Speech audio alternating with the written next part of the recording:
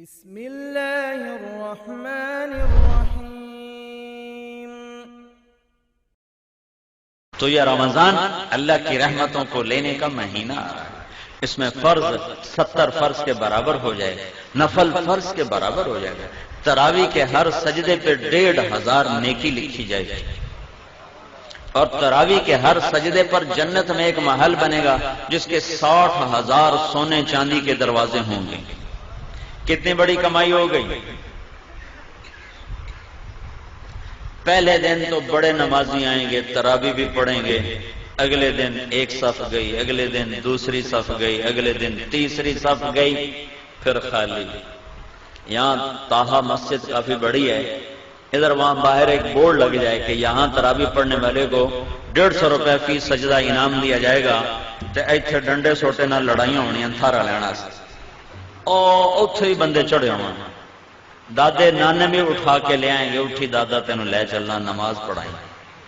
اور تمہارا رب اور میرا نبی اور آپ کا نبی اور کائنات کا نبی وعدہ کر رہا ہے کہ تم ایک سجدہ تراویح کا دو، اللہ تمہیں 1500 نیکی عطا فرمائے۔ اور صرف نیکی نہیں، اس کے ساتھ تمہارے لیے جنت میں ایک گھر بنائے گا جس کے 60,000 سونے چاندی کے دروازے ہوں گے۔ وہ گھر کتنا بڑا ہوگا؟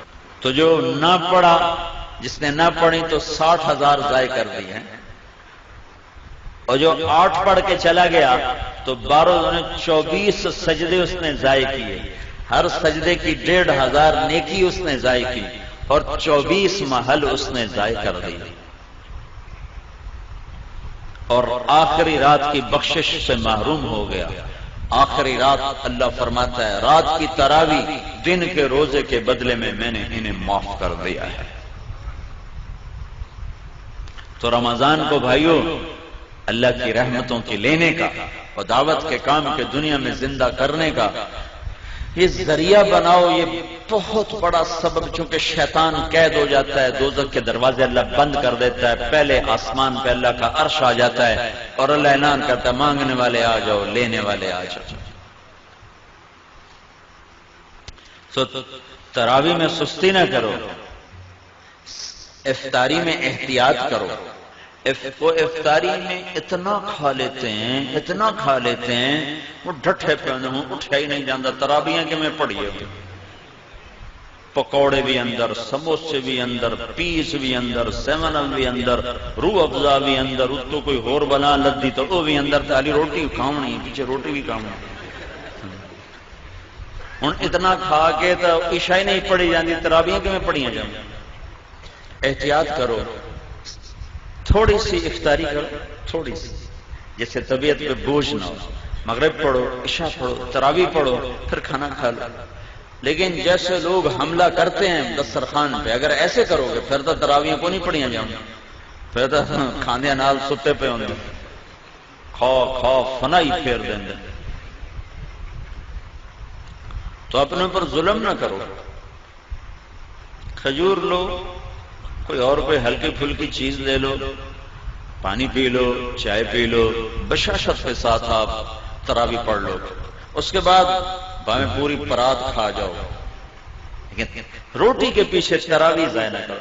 90% لوگ جو تراویح چھوڑتے ہیں تو ڈھیر کھامن دی وجہ سے اٹھے نہیں جاتے، نیند آ رہی ہوتی، کیونکہ سارا دن کا فاقہ ہوتا ہے، ایک دم ان پھر اپنے اندر ڈالتے ہیں تو پھر کہاں پڑا جائے گا۔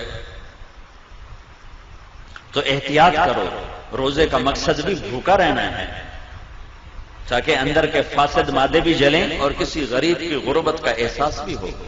تو جب تم ہر شے وچ تن چھڈو تو سارے دن کے روزے کا مقصد ہی فوت ہو۔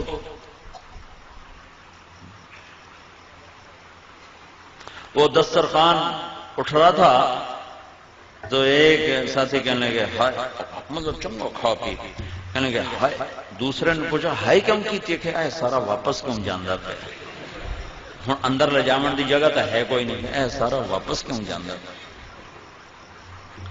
تو گرمی کے روزے آ رہے ہیں، ڈرو نہیں، بھوک سے پیاس سے ڈرو نہیں، اللہ آخرت کی پیاس سے بچائے، اللہ موت کے وقت کی پیاس سے بچائے گا۔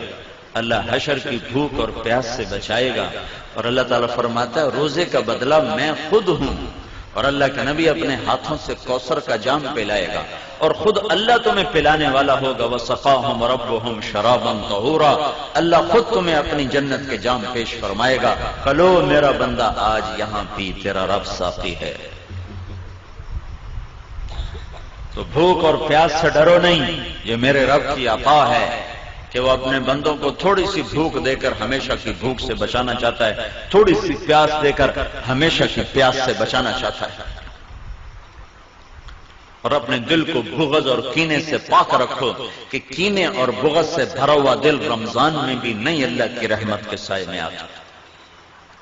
لڑے ہوئے صلح کرو، روٹھے ہوئے مان جاؤ، ورنہ رمضان کی برکتوں سے محروم ہو جاؤ گے۔ چھوٹے پن جاؤ، نیچے جھک جاؤ، نیچے پڑ جاؤ، تاکہ اللہ پاک پچھلے سال کے سارے گناہوں پر قلم پھیر۔ رمضان کا مطلب ہے جل جانا، رمضان رمضان یرمضو، جل جانا۔ تو رمضان کے مہینے کا نام رمضان کیوں رکھا گیا ہے کہ اس میں اللہ تعالیٰ پچھلے سال کے سارے گناہوں کو جلا کے ختم کر دیتا ہے، اس لیے روزے کے مہینے کا نام رمضان رکھا گیا ہے۔ تو میرے بھائیو، یہ اللہ کے دربار میں کمائی کا سیزن آ رہا ہے۔ رمضان شہر رمضان الذی انزل فیہ القرآن، اسی میں میرے نبی کو نبوت ملی، رمضان میں نبوت ملی۔ ہر نبی کو رمضان میں کتاب ملی۔ یکم رمضان کو ابراہیم علیہ السلام پہ کتابچے آئے، 2 رمضان کو موسیٰ علیہ السلام پہ تورات آئی، 6 رمضان کو داؤد علیہ السلام پہ زبور آئی، 12 رمضان کو عیسیٰ علیہ السلام پہ انجیل آئی، 21 رمضان پیر کی رات میرے نبی پر اللہ کا قرآن آیا اور نبوت کا تاج پہنایا۔ اس میں شب قدر اللہ نے رکھی، 21، 23، 25، 27، 29، 5 راتیں جاگ لو، 1000 مہینے کی عبادت سے زیادہ کا اجر اپنے خزانوں میں، اپنے کتاب میں لکھوا لو، اور اللہ کے خزانوں سے ساری زندگی کے گناہ معاف کروا لو اور جنت کے فیصلے کروا لو، صرف 5 راتیں جاگ کر۔ 5 اعتکاف بیٹھنے والا تو سویا ہوا بھی ہو تو عبادت لکھی جاتی، جو اعتکاف میں ہمارے نبی نے ساری زندگی اعتکاف نہیں چھوڑا، ساری زندگی، اور جس سال دنیا سے جانا تھا اس سال آپ نے ڈبل اعتکاف کیا، 20 دن کا اعتکاف کیا۔ نہیں، آپ نے 11 ہجری میں آپ کا وصال ہوا ہے تو 10 ہجری کا جو رمضان آیا اس میں آپ نے 20 دن کا اعتکاف فرمایا۔ ہر سال آپ رمضان میں اعتکاف میں بیٹھتے تھے مستقل، اور ایک دفعہ آپ نے اعتکاف اپنا توڑ دیا کسی وجہ سے، تو پھر شوال میں آپ نے 10 دن کا اعتکاف فرمایا۔ اعتکاف کرنے والا ایسا ہے جیسے اللہ کے دربار پہ جا کے بیٹھ گیا، جو سخی کے در پہ بیٹھتا ہے وہ لے کے ہی اٹھتا ہے۔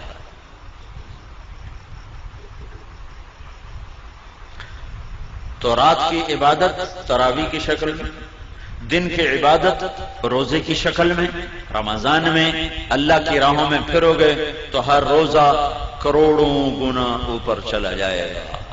میرے نبی نے فرمایا نفل روزے کے بدلے میں ساری دنیا سونا بنا کے دے دیں تو اس کا بدلہ نہیں ہے، تو فرض روزے کا کون جان سکتا ہے کہ اللہ کیا دینے والا ہے؟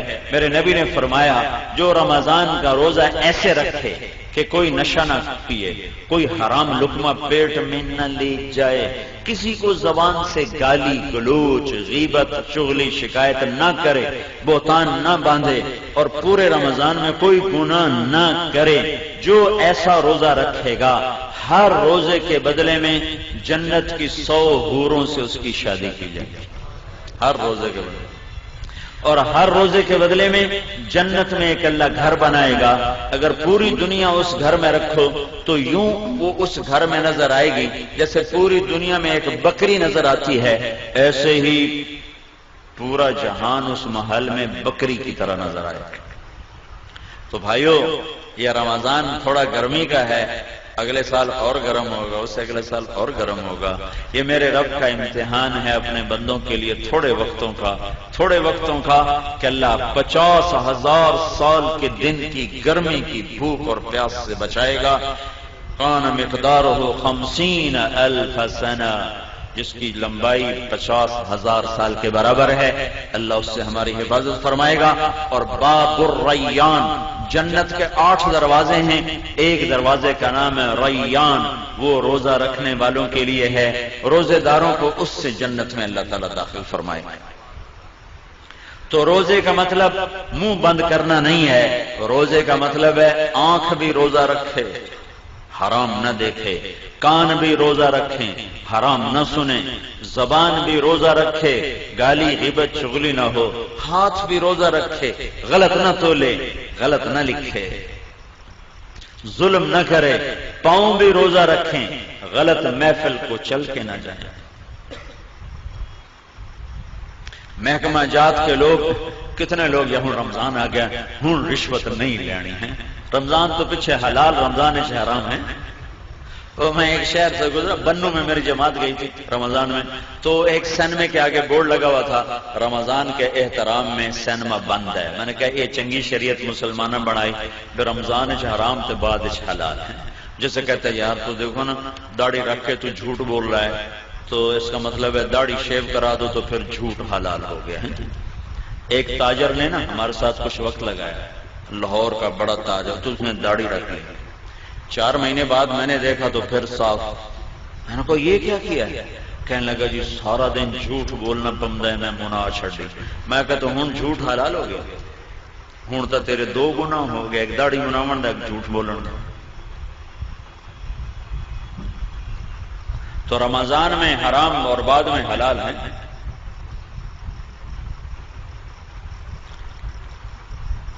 تو جو شریعت میرے رب نے حرام کیے، شریعت میں جن چیزوں کو حرام کہا ہے وہ رمضان میں بھی حرام ہے، بعد میں بھی حرام ہے۔